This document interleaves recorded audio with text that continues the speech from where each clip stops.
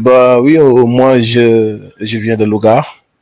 Donc au niveau musical, j'ai commencé ma carrière à Louga dans un groupe qui s'appelait BMG, avec qui j'ai fait quelques années, quelques concours. Donc c'était à l'époque où on était au collège, donc c'était à l'époque où tous les jeunes s'adonnaient au rap. On venait de découvrir le rap Wolof. Donc, on faisait de la danse dans nos écoles et tout. Et tous nos amis qui faisaient du breakdance se sont reconvertis en rap parce que le rap sénégalais prenait de l'ampleur. C'est à ce moment-là que moi aussi j'ai commencé avec une bande d'amis. On a commencé à rapper et on avait un groupe qui s'appelait BMJ de Loga avec qui j'ai fait quelques années. On a fait des concours nationaux qu'on a pris. On a eu à jouer aussi un peu partout, mais on était plus concentré à Louga. Donc du coup, avec la distance, avec le côté un peu loin de la capitale de Louga et tout, il y a eu des membres du groupe qui ont fini par rejoindre la capitale, d'autres qui ont arrêté. Et moi, c'est à partir de ce moment-là que je suis parti en Europe. Donc du coup, je suis resté là-bas et j'ai décidé de reprendre ma carrière solo en 2005. Je suis reparti au studio en 2006 avec un ami qui s'appelle Jules Prod, qui a décidé de me produire et avec qui on a eu à connaître Mao Sidibé, un beatmaker qui vivait en France, à Paris aussi. Et dès que j'ai fait la rencontre de Mao School, qu'on l'appelle Mao CDB, moi je l'appelle Mao School. Et depuis, on n'a pas arrêté de travailler ensemble. J'ai fait 3 albums avec Mao CDB, dont le premier est Mbedbi qui est sorti en 2007. Et en 2009, j'ai sorti mon deuxième album, toujours avec Mao CDB. Et le troisième, je l'ai sorti en 2013 avec Mao CDB. Et depuis, j'ai fait un double album aussi qui s'appelle Roi d'Afrique en 2016. Donc, ce qui faisait que j'ai fait 5 albums. Donc, le dernier, je vais travailler plus avec Basic et d'autres beatmakers. Et avec Mao toujours aussi, mais bon, plus avec Basic qu'avec Mao. Et entre-temps, j'ai initié un show qui s'appelle Show of the Year, qui regroupe pratiquement, qui est l'événement le plus suivi ici au Sénégal, et qui regroupe tous les artistes. Et puis, on l'amène aussi dans les régions, on l'a fait aussi, on a essayé de l'amener à l'extérieur, à Paris. Et l'idée pour nous, c'est ça, de faire voyager ce concept-là un peu partout dans le monde. Et on a réussi à l'amener à Paris, on devait le faire en Italie, il y a eu la Corona et tout ça, donc ça nous a un peu stoppé. Donc du coup, là, entre-temps, j'ai sorti un mixtape, donc ce qui faisait que j'ai 6 projets sur le marché. J'ai 11 éditions Show of the Year et on produit aussi des jeunes talents et tout. Donc, en gros, c'est ça mon parcours musical. Vous avez parlé tout à l'heure d'avoir migré en Europe. Comment s'est passé votre séjour en Europe avant de percer dans la musique? Ouais, je fais partie d'une famille, je suis Lougatois, hein. Nous, on nous connaît en tant que des émigrés. Je fais partie d'une famille dont le père, depuis les années 70, vit entre la France et ici. Donc du coup, tous mes frères sont partis. Moi, j'étais pas trop chaud pour ça. Je disais que j'étais ado à l'époque, je disais que je voulais faire du rap et tout. C'était un peu fou, mais bon, au final, j'ai fini par faire la même chose que mes frères. Donc, je suis là-bas. Je suis parti en Italie, il y avait mes cousins, où j'ai parti avec eux, travailler comme tous les modos le font. Et en 2001, je suis revenu de l'Italie, je suis reparti à Paris.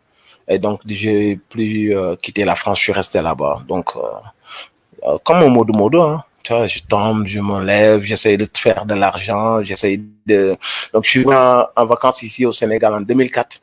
Donc, c'était vraiment dans le cadre des vacances. Donc, je suis venu ici. Je suis resté 4 mois et j'ai fait le tour de Dakar, que des concerts. C'est ça qui m'a redonné le virus et l'envie de reprendre le micro. Mais sinon, de 99 à 2004, je n'ai fait que travailler. Donc, je faisais du rap de temps à autre dès que j'avais l'occasion. Mais j'étais plus un immigré qui travaillait comme tous les modos, comme on nous appelle. Et Niddof, d'où vient ce surnom-là, Niddof? Oui, Niddof, c'est moi je cherchais depuis que j'étais ado aussi, il y avait ce truc-là crazy qui me collait qui me collait dans la peau. Donc il y avait, je m'appelais Crazy Mactia, tu vois, il y avait ça. Et À un moment donné, il fallait choisir un nom d'artiste quand j'ai décidé vraiment de sortir un projet en solo. Et il y avait ce truc-là de Crazy qui venait, Nit Crazy, Dove Crazy, il y avait tout ça. Donc, avant finalement de trouver un nom qui collait vraiment à ma personnalité, c'est-à-dire tous les paradoxes qu'il y a, toutes les contradictions qu'il y a chez nous. Tu as la lumière, l'ombre, le conscient, l'inconscient, la profondeur, la légèreté, tu vois, qu'on est capable de faire du bien, qu'on connaît notre religion, qu'on fait des efforts, mais en même temps, par notre imperfection, qu'on se perd parfois dans nos égarements, où on fait des bêtises comme ça. Donc, je suis quelqu'un d'assez pas contradictoire, mais paradoxal comme caractère. Je suis quelqu'un qui bu am yërmande, bu calme, bëgguma coow, mais en même temps aussi, je sais que j'ai un côté assez chaud. Donc, contraste yep qui fait que je sais que je suis quelqu'un d'imparfait. J'ai ce côté conscient là qui fait que je me suis interdit beaucoup de choses, malgré que j'ai eu des heures de jeunesse et tout. Il y a des limites que je me suis toujours fixées. Et je sais que tout ça fait que c'est mon caractère. Les gens qui me connaissent et qui savent me pratiquer sauront que je suis quelqu'un d'assez cool. Mais en même temps, il y a un lion qui dort en moi. Me provoquer aussi, tu peux voir autre chose. Après, pour moi, ça, c'est la définition de ma personne, quelque part. Mais le nom Nidof, ça va au-delà de cette définition. C'est l'interrogation que je me fais, moi, de la société, de qui est le fou, qui n'est pas le fou, qui est le malade mental, qui est celui qui a toutes ses facultés et qui parvient pas à vivre en société, qui prend en otage, qui fait du chantage, qui ne respecte pas les gens, ses employés, celui qui va aller marabouter des gens. Et dans cette société où on désigne ceux qui ont la possession matérielle comme étant les gens bien, on les chante, on les chérit et tout, alors que derrière, si le bon Dieu allumait la lumière, on allait voir que c'est vraiment les fous de la société, ce sont ces gens en costume cravate ou en boubou, tout ça. Pas tout le monde, mais en tout cas, ce sont des interrogations, moi, que je me fais par rapport à cette société qui dès qu'une personne décide d'être en phase avec Dieu, d'être en phase avec sa conscience, de ne pas voler, de se limiter à son salaire, c'est cette même société qui va te dire tu ne veux rien de bien dans la vie, les autres ont leur maison, les autres ont leur voiture, tu es là, c'est même cette société-là qui, à la base, te pousse à fauter, à voler, à prendre et à paraître, à avoir une apparence dont toi-même, tu sauras que c'est acquis de manière illicite et tout. Donc, ce sont pour moi, c'est un autre trait philosophique qui pousse à la réflexion, qui pousse aussi à l'interrogation dans la société dont nous vivons, quoi.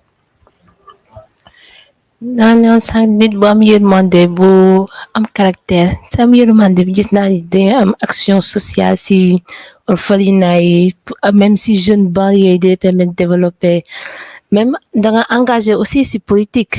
Et je pense que loolu yëpp yërmande bi moo ko waral aussi parce que si sama engagement je perds plus que je n'y gagne mais loolu mooy dans le côté matériel. Mais en satisfaction ak ci sama biir xol ak ci sama âme loolu moo mooy nourrir, tu comprends. Et je pense que yërmande boobu moo waral sama engagement, yërmande boobu moo waral que ni j'essaye d'être le plus généreux possible. Sur toute ma vie je l'ai toujours été. Tey ku jëloon micro yóbbu ko sama famille dinañ xam kan mooy Nit Dof, kan mooy Mor Talla Gueye du moins. Après sama entourage, samay xarit, samay jarbaat, tout le monde sait que ni j'essaye d'être le plus généreux possible. Et généreux, ce n'est pas seulement côté possession matérielle, mais c'est dans le sentiment, c'est dans la solidarité, c'est dans les compliments, dans tout ce que je fais. J'essaye de pousser les gens à se sentir bien et tout ça. Donc, côté Bob, non, je pense que c'est mon yërmande tey moom mu yóbbee may bañ injustice. Tey jii loolu moom mu yóbbu tey jii ku mel ne président Ousmane Sonko moo tax tey jii aussi avant président Ousmane Sonko moo wàccoon ci mbedd mi en 2011 moom moo taxoon sama talent bi ma yàlla may ma jox ko direction bi mooy d'être la bouche de ceux qui n'ont point de bouche, de parler pour eux et d'utiliser sama talent à essayer de lancer des messages à mes jeunes frères. Mooy 2009 bi may def ay ci pet et tout ça, c'était l'histoire de dire à ces gens que vous êtes des lions, que malgré situation bi yëpp da nga siy génn et tout ça, et n'en fait pas une fatalité situation bi parce que il suffit juste nga xaw a yëlbu rek comme benn gaynde, tu vas aller def lu ngay def. Loolu moo waroon le terme ragal du jéggi raay, parce que ragal du jéggi raay ça veut dire que le peureux il il pleurniche sur son sort, ou il va se réfugier dans la drogue, dans tout ça pour oublier ses problèmes. Alors que celui qui regarde le moi, celui qui va aller affronter les obstacles et savoir que ce n'est pas en te droguant que tu vas oublier. Non, pour moi, c'était ça le message. Donc, ça a toujours été, pour moi, ça a toujours été la base de ma mission, c'est servir les jeunes qui m'écoutent, essayer aussi d'apporter à cette société, en tout cas, ci sama xam-xam ak ci sama pas xam-xam sama xam-xam, mais en tout cas ci sama yéene ma jéem a peser sur la balance sur tout ce qui est les valeurs, tout ce qui est la jeunesse, tout ce qui est l'engagement, et puis man bëgguma injustice aussi bu ñu tubaab bi teg, tu vois.